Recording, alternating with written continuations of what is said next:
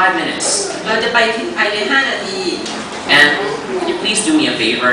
แล้วก็คุณทำอะไรให้ผมอยากหนึ่งได้ไหม When you hear the sirens ringing, พอได้ยินเสียงหวอมา just tell everyone that this is not fire. ช่วยบอกทุกคนว่านี่ไม่ใช่เกิดเพลิงไหม้ที่ไหน It's just the department is coming to see one of their firemen. เพียงแต่ว่า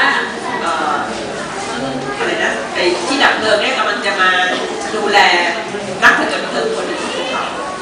And please open the window. แล้วก็ช่วยเปิดหน้าต่างด้วย So about 5 minutes later, ประมาณ5 นาทีถัดมา a hook and ladder truck came to the hospital and extended its ladder to the window. ก็มีรถผจญเพลิงคันหนึ่งมาแบบที่มีบันไดนะคะก็ยืดบันไดออกไปแล้วก็ไปเกี่ยวเข้ากับหน้าต่างของห้อง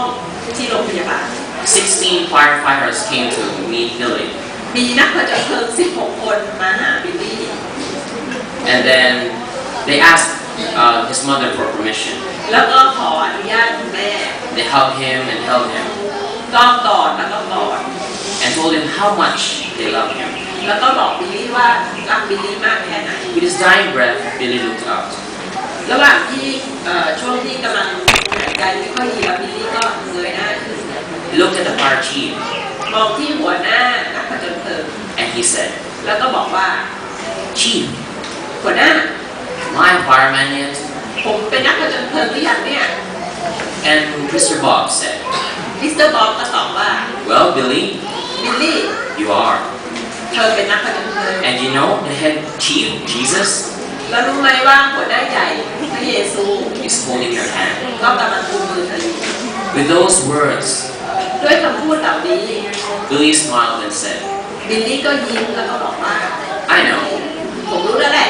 He's been holding my hand all day, พระเยซูคริสต์เจ้ากุมมือผมตลอดทั้งวันแล้ววันนี้ and the angels have been singing. แล้วก็มีทูตสวรรค์บนสวรรค์กำลัง And he closed his eyes one last time. บิลลี่ก็หลับตา The third thing,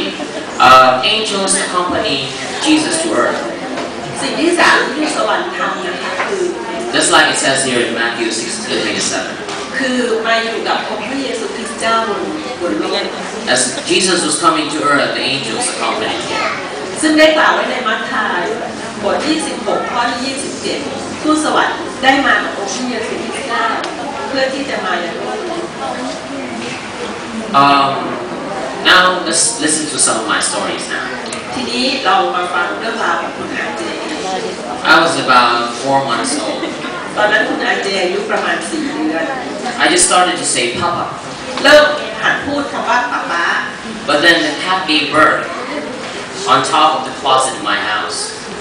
แต่ว่าช่วงนั้นพอดีมีแมวตัวหนึ่งมันคลอดลูกอยู่ข้างบนหลังตู้ที่บ้าน And my mom asked my dad to remove the cats and kittens because she was scared that I might get allergic to the furs. คุณแม่ของคุณอาเจก็บอกคุณพ่อช่วยย้ายแมวพวกนี้จากลูกๆไปเสียเพราะว่ากลัวว่าคุณอาเจจะแพ้ขนแมว Well, while he was holding the frame with glass, ระหว่างที่คุณพ่อกำลังถือขอบกระจกขอบตู้นะคะ the whole glass suddenly broke into pieces. กระจกที่บนตู้เนี่ยก็หล่นลงมาแล้วก็แตกเป็นชิ้นเล็กชิ้นน้อย And how lucky I was there. แล้วก็โชคดีมากเพราะว่าคุณอาเจอยู่ตรงนั้น I was there right beside the closet and the glasses were breaking down on top. คุณอาเจอยู่ตรงจุดนั้นเลยแล้วก็กระจกกำลังแตกแล้วก็หล่นลงมา So imagine millions of pieces coming down from nowhere and pointing at you. ก็ลองจินตนาการดูนะคะว่ามีเศษกระจกแหลมๆเยอะแยะเลยหล่นลงมาแล้วก็กำลังลงมาจะโดน And then my mom's heartbeat stopped. ตอนนั้นเองที่คุณแม่แทบจะหัวใจหยุดเต้น But then she realized what happened. แต่ว่าก็ตอนนั้นเองนะคะก็รู้ว่าเกิดอะไรขึ้น And then she came to me, looked at me, ก็คุณแม่ก็รีบวิ่งมาดู looked that I was still breathing. แล้วก็ดูซิว่ามีตรงไหนมีเลือดไหลบ้างไหม Glasses, shards of glasses were all over my body. มีเศษกระจกเล็กๆนะคะเต็มตัวไปหมดเลย But not a single wound or cut. แต่ว่าไม่มีแม้แต่กระทั่งรอยสะกิดนิดเดียวบนตัว Well, my mom told me the story and she said, คุณแม่เป็นคนเล่าเรื่องนี้ให้ฟังคุณแม่บอกว่า What if one of those pieces fell vertically on you? ลองคิดดูถ้าเกิดว่ามีชิ้นส่วนกระจกสักชิ้นหนึ่งหล่นลงมาตรงๆปากหลัง I wouldn't have been here right now. คุณอาเจก็คงจะไม่ได้อยู่ที่นี่ตอนนี้ And she believed คุณแม่เชื่อว่า that an angel had protected me. มีทูตสวรรค์ปกป้องคุณอาเจอยู่ Okay, now older, ทีนี้ตอนที่อายุมากกว่า4 เดือนนะคะ 3 years old. ตอนนั้นอายุ3 ขวบ When I was 3 years old, another incident happened. เมื่อตอนที่คุณอาเจอายุ3 ขวบมีเหตุการณ์เกิดขึ้น Now I was with my dad. ครั้งนั้นคุณอาเจอยู่กับคุณพ่อ We were about to go into a house. คุณอาเจกับคุณพ่อกำลังจะเข้าไปในบ้าน And then there was a big, huge tree beside the house. ข้างๆบ้านหลังนั้นมีต้นไม้ต้นใหญ่มาก I think it was about 100 years old. คงจะเป็นต้นที่อายุสัก100 ปีได้ Well, before we entered the house, ก่อนที่พวกเราจะเข้าไปที่บ้านนั้น my dad saw that the tree was leaning คุณพ่อก็สังเกตเห็นว่าเจ้าต้นไม้เนี่ยเอียง and it was about to fall แล้วก็กำลังเหมือนกับจะล้มลง when we were going into the house. ช่วงระหว่างนั้นก็กำลังจะเข้าไปในบ้าน But behold, แต่ไม่เกิดอะไรขึ้น the tree fell. อ๋อไม่ใช่การจะเข้าไปปั๊บต้นไม้ก็หล่นลงมา That 100-year-old huge tree ต้นไม้ต้นใหญ่อายุ100 ปีต้นนั้น just fell like that. ก็หล่นลงมาซะเฉย Seconds before we could go in. ๆแค่ไม่กี่วินาทีก่อนที่พวกเราจะก้าวเข้าไปในบ้าน So imagine if that, you didn't notice that tree and you went inside. ลองคิดดูถ้าเกิดว่าในช่วงนั้นไม่ได้สังเกตเห็นต้นไม้แล้วก็เดินตรงเข้าไปเฉย